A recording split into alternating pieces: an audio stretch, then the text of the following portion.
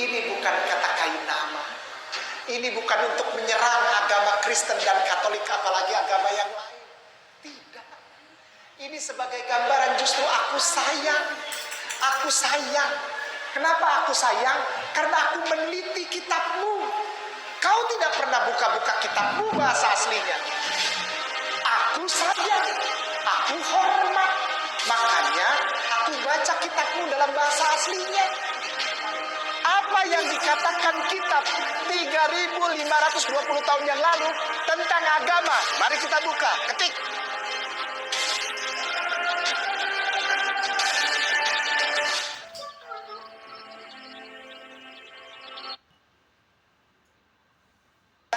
Itu tidak ada akhir hidup.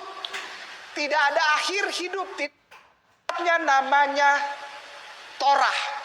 Ketiknya Ustadz, TNKH, ketik TNKH. Itu nggak bisa dibaca. Ini yang saya mau terangkan. TNKH, K, kilo. Nah, klik.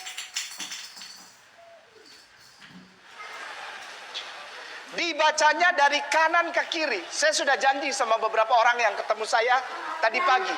Hari ini kita akan bahas kitab tertua di muka bumi. Tertua di muka bumi.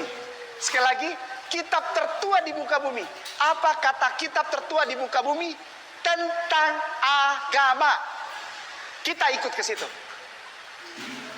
Saya sampai bilang gini, kalau kitab tertua bilang yang benar itu adalah agama Kristen, hari ini saya jadi Kristen. Saya kenal semua pendeta-pendeta. Mari celup saya lagi. Celup lagi. Celup kayak teh. Celup. Mari kita buktikan insya Allah. Ini bukan menghina agama lain, tidak. Kita hari ini belajar sejarah. Dan sejarah ini insya Allah kita bisa pegang. Insya Allah. Ya. Dibacanya Tanakh. Tanakh. Kitab paling tua ini Tanakh. Umurnya 1500 tahun sebelum Masehi. 1500 tahun, sekarang tahun 2020. Tambahin. 3520 tahun yang lalu. Islam 1400 tahun yang lalu. Apa yang dikatakan kitab 3520 tahun yang lalu tentang agama? Mari kita buka, ketik. Genesis 1. Ini baru masuk nih ke Ustaz. Genesis in Hebrew. Klik. Ini kitab tertua di muka bumi. Kok aku baru buka? Ya. Selama ini nggak ada yang mau buka ini. Klik. Mekon. Klik. Ya. Ustadzku lihat nih sebelah kiri. Ustadzku lihat sebelah kiri nih. Stop. Oke. Nih, pernah lihat huruf seperti ini? Ini kita paling tua. Ini kita paling tua ini. Apa kata kita paling tua? Kita nggak ngelihat ininya. Ini bahasa Inggris. Anak-anak kecil biasa baca itu. Nothing's unusual. Nothing's new. It's all usual. Every single person in Indonesia can speak English. It's nothing. Ya, itu biasa itu. Kita mau lihat yang ininya nih. Ini kitab yang paling tua nih Ustaz. Namanya saya bacain kitabnya. Ini Bereshit. Bereshit. Bereshit tidak R. Tapi ini bahasa Ibrani, bukan Yahudi. Ibrani, bahasanya Bapak Abraham. Bahasanya Nabi Ibrahim alaihissalam. Hebrew. Ustadz gantian boleh? Jadi down. Karena tiba-tiba dia bilang Hebrew. Bener, berarti ada yang tahu. Bukan cuma gua. Gitu. Hah? Oh fans. Oh iya. Saya aja gak pernah nonton saya sendiri. Yang sering nonton ini. Ini bacanya Beresit, Bara. Aku mau Ustadz Wawan minta tolong dari sini sampai sini di blok.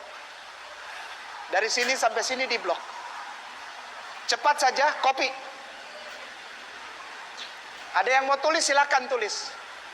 Buka Google Translate. Pelan-pelan ya. Tapi cepat, jangan lama. Gitu ya. Apa yang kita paling tua di muka bumi, cerita tentang agama. Google Translate, Ustaz. Google Translate. Ini diganti Ibrani. Ibrani, Arab, masukkan sejak awal kitab pasal 1 ayat 1 dari kitab yang tertua, Tuhan tidak pernah berubah-ubah namanya.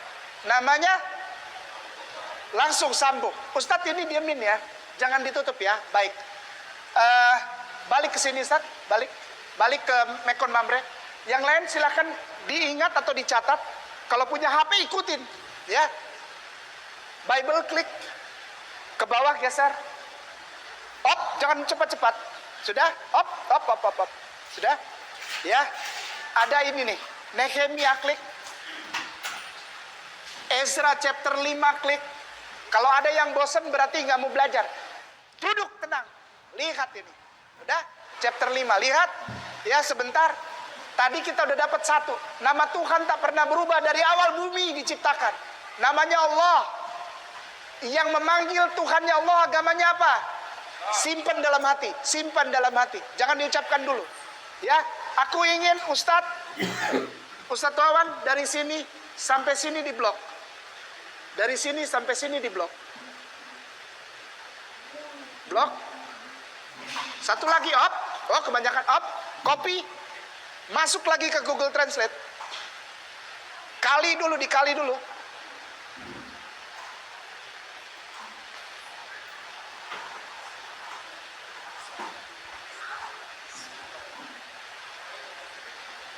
Orang yang beragama yang benar, kata kitab tertua, tandanya mereka mengucapkan bahasa Hebrunya, ini bacanya Bashum Elah. Sampai detik ini, orang-orang yang dibenci karena mereka Yahudi tetap mengucapkan Bashum Elah. Dan itu adalah Bismillah. Buka yang baru Ustaz. Cepat saja buka baru. Nama Tuhan ya Allah. Tanda orang penyembah Allah beragama namanya Basyumillah. Mengucapkan Basyumillah. Lalu yang baru ketik. Baik, saya akan menanggapi ceramah Kainama. Karena ceramah ini selain menceramahkan orang-orang Muslim, juga ini menyinggung masalah keyakinan iman Kristen. Jadi sebagai seorang gembala, saya bertanggung jawab untuk memberi jawab kepada Kainama. Yang pertama, saya ingin memberitahu kepada Kainama bahwa kami juga membaca Alkitab Perjanjian Lama dan Perjanjian Baru di dalam bahasa asli. Ya. Nah, ini Alkitabnya dalam bahasa asli. Ya, Perjanjian Lama ditulis dalam bahasa Ibrani. Ya, ini Tanak bahasa Ibrani. Ya, Tanak itu Torah, Nafim, Ketuvim. Ya, jadi ada 3 kelompok kitab. Ya, 3 grup ya dalam Tanak, ya dalam kitab Perjanjian Lama yang ditulis dalam bahasa Ibrani itu digolongkan, diklasifikasikan menjadi 3 kelompok. Kelompok pertama itu Torah, kitab-kitab Torah. Kemudian Nafim, ini kitab nabi-nabi, ya. Kemudian Ketuvim, ya ini kitab Syair, Mazmur, dan kitab-kitab yang mencatat perjalanan sejarah. Ya, jadi ini. Nah, kemudian kitab Perjanjian Baru ini ditulis dalam bahasa Yunani. Ya, ini dalam bahasa Yunani. Kami percaya bahwa kitab Perjanjian Lama ditulis dalam bahasa Ibrani dan kitab Perjanjian Baru ditulis dalam bahasa Yunani. Nah, baik kitab Perjanjian Lama dan Perjanjian Baru ini narasinya berkesinambungan. Ya. Jadi Alkitab ini mencatat tentang peristiwa perjalanan sejarah umat manusia dari awal penciptaan manusia sampai akhir penciptaan manusia. Jadi Kejadian membuka, ya, Tanak, kitab Beresit dalam bahasa ini membuka kisah tentang perjalanan awal penciptaan manusia di dunia, di muka bumi. Dan kitab Wahyu, kitab Perjanjian Baru terakhir, ini mencatat tentang akhir dari kehidupan manusia di bumi. Jadi ini ceritanya berkesinambungan antara Perjanjian Lama dan Perjanjian Baru. Itu yang pertama. Yang kedua, di dalam Alkitab Perjanjian Lama dan Perjanjian Baru, ini berkesinambungan ceritanya bagaimana manusia berkomunikasi atau bersekutu dengan Allah, mulai dari awal penciptaan sampai akhir. Dan bagaimana manusia sesudah jatuh dalam dosa membangun penyembahan kepada Allah. Aturan mainnya ditulis di dalam Alkitab ini. Ya, jadi perkembangan pewahyuan di dalam Alkitab dari zaman ke zaman itu yang kita kenal dengan istilah dispensasi. Mungkin Kainama belum paham ini karena latar belakang dia mengaku sebagai seorang pendeta yang belajar teologi.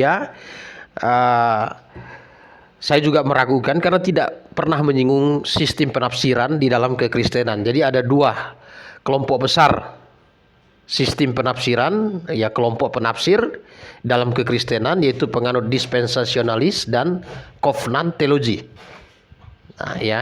Nah, kalau kita lihat, ya, yang penafsirannya paling mendekat dan menepati kebenaran Alkitab itu mereka yang berposisi di posisi dispensasionalis, ya, yang menafsir Alkitab secara literal, gramatikal, historical, verbal, plenary.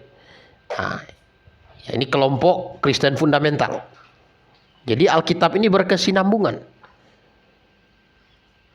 Sedangkan kalau di tengah-tengah kemudian sesudah Alkitab ada Al-Quran, bagi orang Kristen fundamental itu tidak cocok. Karena sudah dibuka dengan kisah awal penciptaan dan Wahyu sudah menutup. Ya, kitab Wahyu ditulis diperkirakan tahun 96 Masehi. Nah, sedangkan munculnya Al-Quran itu di tahun 500-an. Ya, jadi tidak cocok. Ya, tidak pas karena sudah kanonnya sudah tertutup. Ya, sudah tertutup. Baru muncul kitab yang lain. Nah, jadi kalau Kainama membuat pernyataan bahwa Islam, Muslim, ya, itu sudah keyakinan Muslim sudah disebut di dalam kitab tertua yaitu Tanak, maka orang Kristen yang mengerti menganggap bahwa Kainama ini mengarang. Mari kita buktikan bahwa Kainama mengarang, dan harapannya sesudah Kainama mendengar video ini, beliau bisa konsisten dengan pernyataannya, ya, dia akan menjadi Kristen katanya. Nah, tapi saya akan bahas satu persatu, ya. Nanti saya akan bahas kurang lebih ada tiga video. Ya, yang pertama ini menyangkut nama. Yang kedua itu mengenai sistem tata ibadah, karena dia menyinggung tata ibadah. Ya, sistem tata ibadah. Nah, nanti kita akan lihat. Saya akan buat dalam 3 video, dan yang terakhir itu menyangkut kutipan dia di dalam kitab Kidung Agung. Ya, nanti saya akan jelaskan itu. Nah, pertama mengenai nama. Dengan mengutip kitab Kejadian pasal 1 ayat 1, Kainama berkata bahwa Tanak sudah menyebut nama, ya, nama Tuhan, yaitu Allah. Ya, minta maaf kalau salah lafalannya. Allah dalam konsep Muslim. Nah, coba kita lihat Kejadian pasal 1 dalam bahasa Ibraninya. Ya, kita lihat Kejadian pasal 1 ayat 1. Nah, saya buka. Ya, Kejadian pasal 1. Beresit bara Elohim et hasamaim wa et haares. Jadi menurut nama kata Elohim di sini, bila di Elohim ya diarabkan menjadi Allah atau nama pribadi dari pencipta, maka bagi orang-orang Yahudi dan orang-orang Kristen, kata Elohim di sini ini bukan nama pencipta, tetapi ini sebutan. Ya. Ini sebutan. Nah, apa beda nama pribadi dengan sebutan? Ya, nama pribadi dan sebutan. Nah, nama pribadi merujuk kepada nama diri. Nama pribadi, nama diri. Sedangkan sebutan itu sebuah gelar. Ya, jadi saya beri contoh seperti presiden. Presiden itu sebutan. Jokowi itu nama pribadi. Jadi kalau sebut presiden harus jelas presiden siapa. Ada Presiden Soekarno, ada Presiden Soeharto, ada Presiden Habibie, ada Presiden Megawati, itu Presiden Indonesia. Ada Presiden SBY dan ada Presiden Jokowi, itu Presiden Indonesia. Sedangkan kalau kata presiden itu sendiri itu sebutan umum. Ya, ada Presiden Amerika, ada Presiden. Nah, ini jadi itu sebutan. Jadi Elohim di sini sebutan, bukan nama diri, bukan nama pribadi Allah. Ya, sedangkan nama pribadi Allah itu bagi orang-orang Yahudi itu disebut dengan Hasem. Hasem itu adalah 4 huruf suci yang ada di dalam Tanakh ini, yaitu Yod He Vav He. Karena bagi orang-orang Yahudi, mereka tidak berani melafalkan kata Yod He Vav He atau Yehova, karena mereka berpegang pada hukum Taurat, jangan menyebut nama Tuhan Allah dengan sembarangan. Nah, dan di dalam kitab Kejadian menyebutkan, ya, pertama kali orang memanggil nama Tuhan itu di zaman Enos. Nah, kita bisa lihat Bapak Ibu, kalau ada Alkitab Perjanjian Lama, silakan buka kitab Kejadian pasal 4 ayat 26. Ya. Kejadian pasal 4 ayat 26 bisa dilihat, ya, Bapak Ibu bisa lihat Kejadian pasal 4 ya ayat 26. Ya. Nah, ya, Kejadian pasal 4 ayat 26. Nah, ayat 26 Bapak Ibu bisa lihat, ya. Saya bacakan, ya, bahasa Indonesianya dulu. Nanti saya bacakan, kemudian saya coba baca dalam bahasa Ibraninya. Ya, Kejadian pasal 4. Ya, bahasa Indonesianya. Ya, Kejadian 4 ayat 26. Di situ, lahirlah seorang anak laki-laki bagi Set juga, dan anak itu dinamai Enos. Waktu itulah orang mulai memanggil nama Tuhan. Jadi garis bawahi, waktu itulah orang mulai memanggil nama Tuhan. Ya, dalam bahasa Ibraninya kita bisa lihat, ya, Kejadian pasal 4 ayat 26. Ya, 4 mana tadi? Ya, ayat 26.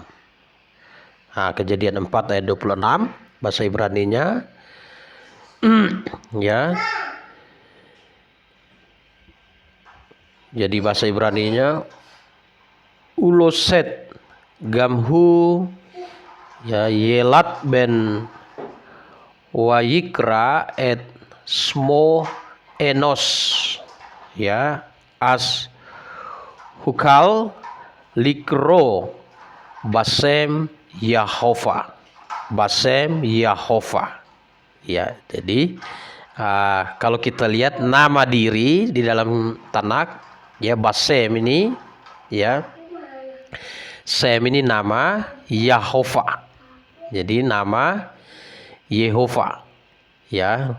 Jadi orang memanggil nama Yehova, ya, memanggil nama Tuhan Yahova. Nah, jadi kalau kita lihat Tanakh itu sendiri berbicara bahwa Elohim itu bukan nama diri dari pencipta, tetapi sebutan bagi pencipta, ya, sebutan bagi sesembahan. Sedangkan nama diri, ya, itu Yod He Vav He, yang bagi kalangan orang-orang Yahudi, ya, orang-orang Yudaisme, ketika membaca Tanakh sampai di kata Yod He Vav He, mereka ganti dengan sebutan Hasem, ya, Hasem. Nah, jadi kita lihat di sini bahwa Kainama tidak memahami Tanakh itu sendiri. Jadi sekali lagi bahwa Kainama berupaya untuk memasukkan konsep Islam agar Tanakh mengakui bahwa Islam sudah ada 3.520 tahun yang lalu. Nah, padahal tidak demikian. Ya, padahal tidak demikian, karena Elohim itu adalah sebutan, bukan nama pribadi Allah. Ya. Nah, ini kita perhatikan mengenai nama. Sebenarnya banyak juga sih kita kalau mau ngomong mengenai nama, ya, ada banyak hal yang bisa kita kupas di situ mengenai nama. Jadi konsep Islam, ya, Allah itu adalah nama sesembahan. Ya, Allah itu nama sesembahan. Nah, sebelum ada Muhammad, ya, tahun 500-an Masehi, itu di Arab sudah ada Alkitab dalam versi bahasa Arab itu Pesita. Ya, Pesita. Dan di dalam beberapa ensiklopedia menyatakan bahwa Allah itu sebelum ada Muhammad, bagi orang-orang Arab itu adalah sebutan bagi sesembahan, dari gabungan kontraksi kata al-ilah, yang artinya al-ilah, sesembahan itu. Nah, tapi kemudian ketika Muhammad muncul, kata Allah dijadikan nama diri pencipta. Jadi berbeda. Elohim di dalam kitab Kejadian itu bukan nama diri pencipta, tetapi Elohim di dalam kitab Kejadian di situ adalah sebutan bagi pencipta. Ya. Nah, kemudian Esra. Nah, itu Bismillah yang dia bilang bahwa Esra pasal 5 ayat 1. Coba kita lihat Alkitab kita dalam Esra pasal 5 ayat 1, Nehemia, Esra di atas. Oke. Kita bisa lihat, ya, Esra pasal 5 ayat 1. Nah, di situ ada kata basem, ya, basem Allah. Ya, basem Allah. Nah, jadi bismillah kata dia. Nah, dia tidak lihat di dalam bahasa aslinya basem Allah Israel. Ya, besem, sekali lagi besem itu, ya, nama. Itu sem itu nama. Nah, coba kita lihat Esra pasal 5 ayat 1. Ya, dikatakan di situ, ya, tetapi Nabi Hagai dan Sakaria bin Ido, kedua nabi itu bernubuat terhadap orang-orang Yahudi yang tinggal di Yehuda dan di Yerusalem dalam nama. Ya, jadi besem dalam nama Allah Israel. Nah, jadi besem, ya, besem elah Israel. Nah, jadi dalam nama. Nah, dia berupaya untuk melakukan cocok logi, ya, karena memang bahasa Ibrani, Hebrew, sama satu rumpun dengan bahasa Arab. Itu masuk dalam rumpun Semitik. Nah, jadi pasti ada persamaan-persamaan. Ya, persamaan-persamaan yang mirip-mirip. Nah, jadi besem Allah dibilang bismillah. Nah, sekali lagi, dalam semua penulisan bahasa Ibrani ketika menyebut ya dalam nama Allah Israel, pasti gunakan kata besem Allah Israel. Jadi konteksnya bukan orang yang menyembah ya seperti yang dia katakan bahwa ya penyembah yang benar itu menyebut bismillah ya. Tapi harus jelas bagi orang Israel besemnya itu siapa? Dalam nama siapa? Ya, bukan dalam bagi orang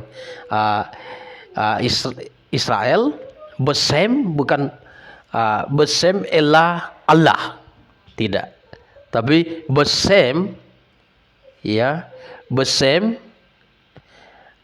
coba kita lihat supaya lebih ya, besem elah Israel. Siapa? Ya, besem elah Israel itu siapa? Yod-He Vav-He. Yehova. Jadi bukan Allah. Tapi ya, makanya di sini besem elah Allah sebutan Israel. Nama Allah Israel siapa? Bagi orang-orang Yahudi mereka jelas. Ya, Yehova atau Hasem. Ya, atau Yod-He Vav-He. Jadi ini kita lihat bahwa Kainama berupaya untuk melakukan cocok logi. Ya, cocok logi. Nah, dari sini kita melihat bahwa walaupun dilakukan cocok logi, tetap memperlihatkan bahwa Tanakh itu sendiri tidak mengakui ya Muslim sebagai keyakinan yang sama dengan Tanakh itu. Jelas berbeda. Kalau Muslim dalam pandangan konsep yang disampaikan oleh Kainama, Muslim Elohim itu adalah Allah, nama diri, maka Tanakh itu sebutan. Sedangkan nama diri bagi orang-orang Yahudi, Hasem, itu Yod-He Vav-He. Dan ketika Musa bertanya kepada Allah Israel, siapakah namamu? Kita bisa lihat dalam Keluaran pasal 3 ayat 15. Ya, dikatakan di situ, lalu Musa berkata kepada Allah, tetapi apabila aku mendapatkan orang Israel dan berkata kepada mereka, Allah nenek moyangmu telah mengutus aku kepadamu dan bertanya kepadaku bagaimana tentang namanya, ya, apakah yang harus kujawab kepada mereka? Jadi Musa bertanya ya kepada Elohim, kalau orang Israel bertanya kepada saya sudah diutus oleh Allah orang Israel, siapa namanya? Nah, ya, coba kita lihat Alkitab, ini bahasa Indonesia kita bisa lihat supaya lebih jelas. Keluaran pasal 3 ayat 14 dan 15. Keluaran pasal 3 ayat 14 dan 15. Ayat 13 dan 14. Ini ya. Kita bisa lihat ini. Oke. Lalu Musa berkata kepada Allah, tetapi apabila aku mendapatkan orang Israel dan berkata kepada mereka, Allah nenek moyangmu telah mengutus aku kepadamu, dan mereka bertanya kepadaku, bagaimana tentang namanya? Apa yang harus kujawab kepada mereka? Firman Allah kepadaku, aku adalah aku. Lagi firmannya, beginilah kukatakan kepada orang Israel itu, akulah aku, telah mengutus aku kepadamu. Jadi ketika ditanya nama, ya Elohim menjawab, aku adalah aku. Nah, aku adalah aku di dalam bahasa Ibraninya itu Eye Eser Eye. Ya. Eye Eser Eye. Nah, yang kemudian kalau disingkat jadi ya Yod He Vav He. Ya. Jadi ini nanti akan mungkin di bagian-bagian lain saya akan bahas mengenai nama. Jadi sebenarnya yang membutuhkan nama untuk membedakan satu dengan yang lain itu manusia. Ya. Untuk membedakan satu dengan yang lain butuh nama diri, tapi pencipta Allah yang esa, ya, dia ketika ditanya siapa namanya, aku adalah aku, Eye Eser Eye dalam bahasa Ibrani-nya. Ya, jadi sekali lagi Elohim itu bukan nama, tapi Elohim itu adalah sebutan. Sedangkan nama, ya, itu ketika ditanya Eye Eser Eye, ya, Yod He Vav He atau Yehova. Ya, kita bisa lihat itu Kejadian Keluaran 3 ya ayat 15, ayat 13, ayat 13 dan 14. Kita bisa lihat di situ, ya. Ya. Ya, Wayomer Musa el ha Elohim, ya, hine anaki bahel benei Israel. Nah, jadi kita lihat di sini, ya. Jadi ketika Musa berkata, ya, Wayomer el ha Elohim, ya, dan berkatalah Musa, ya, kepada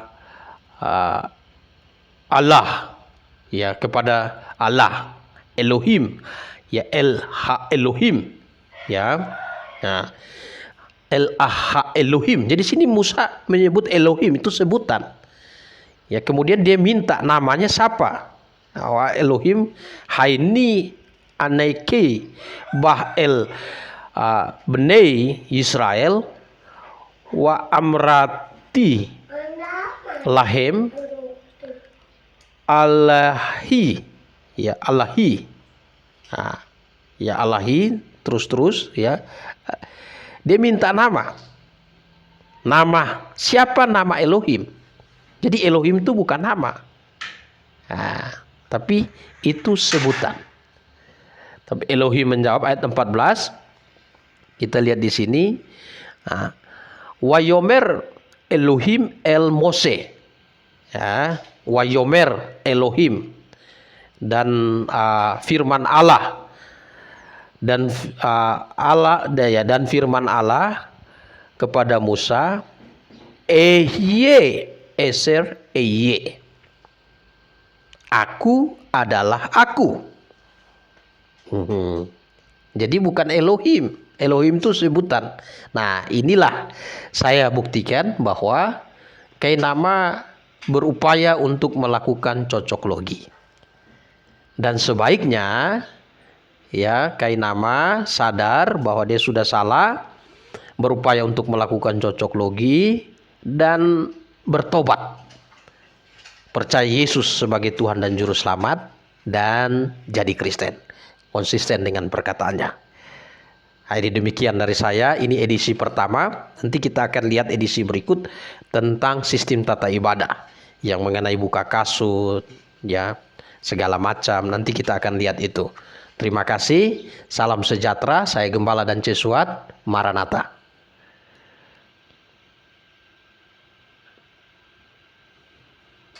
Bapak, saya udah mandi.